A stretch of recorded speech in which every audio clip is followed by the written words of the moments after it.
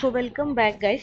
Today let's move forward with the Java programming next video and one of the very important topic, that is recursion. So what is recursion in Java? Recursion in Java is a programming technique where method calls itself. So it is used out whenever the method is calling itself only. Okay, and it's a very powerful tool for breaking down complex problems into smaller self similar sub problems. So if you would just read out the recursion in detail, recursion actually helps out us in many manners. It helps us to reduce the complex, I mean to solve out the complex problem. It reduces the length as well.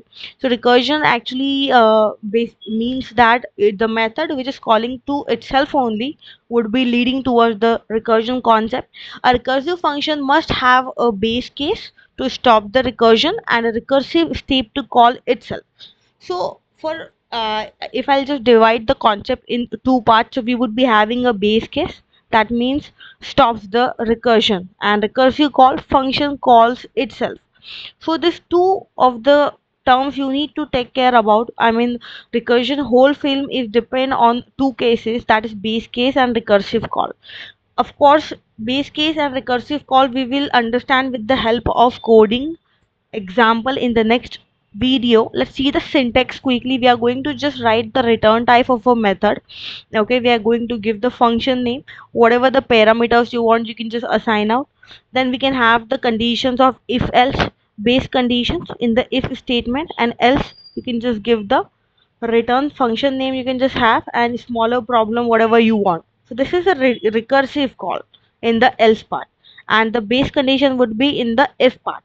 So this is how the syntax you can follow. Just have the return type, give the function name, give the parameters, give the if else conditions, and you would be all set to go with the recursion concept.